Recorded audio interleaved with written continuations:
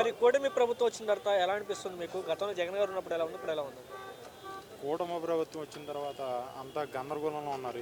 ఈరోజు రాష్ట్రంలో ప్రజానికం. గతంలో జగన్మోహన్ రెడ్డి గారు విద్యా వ్యవస్థలో చాలా మార్పులు తీసుకొచ్చారు.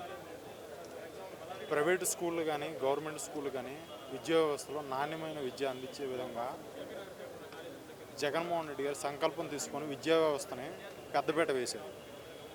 గతంలో 11 కాలేజీలు ఉండేవి, మెడికల్ కాలేజీలు.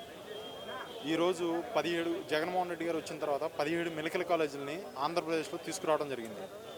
ఈ 17 మెడికల్ కాలేజీలు తీసుకొస్తే జగన్మోహన్ రెడ్డి గారు ఉన్నప్పుడే దాదాపు 7 కాలేజీలు పూర్తయిపోయి ఓపెన్ అయిపోయినాయి. మళ్ళీ ఇంకొక 4 కాలేజీలు ఇప్పుడు ఓపెనింగ్కి సిద్ధంగా ఉన్నాయి. ఇంకొక 6 కాలేజీలు చివరి దశలో ఉన్నాయి.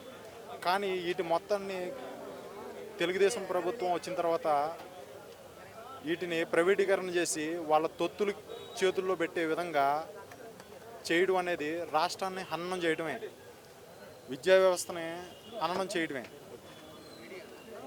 ఈరోజు ఉన్న పరిస్థితుల్లో ప్రైవేటీకరణ చేస్తే రేపు పేదవాడు వైద్యం చేయించుకోలేని పరిస్థితికి వస్తాడు. పేద పిల్లలు డాక్టర్లు అయ్యే పరిస్థితి కూడా కనపడదు. సరే హైదరాబాద్ కనిపెట్టింది చంద్రబాబు నాయుడు గారే, అసలు మొత్తం అభివృద్ధి చేసింది చంద్రబాబు నాయుడు గారు అంటున్నారు. ఇవాళ చెప్పట్లా ఎక్కడున్నా కూడా ఢిల్లీ ఈ ఇండియానే నేను తయారు చేశానని చెప్తాడు చంద్రబాబు నాయుడు. చెప్పడం ఏముంది, మాటలేగా. నెదురుమల జనార్దన్ రెడ్డి కానీ రాజశేఖర రెడ్డి గారు కానీ ఎంతోమంది ముఖ్యమంత్రులు హైదరాబాద్ని ఎంత డెవలప్ చేశారనేది హైదరాబాద్లో ఉన్న ప్రజానికానికి తెలుసు, ఆంధ్రప్రదేశ్ కానీ తెలంగాణలో ఉన్న ప్రజానికానికి తెలుసు.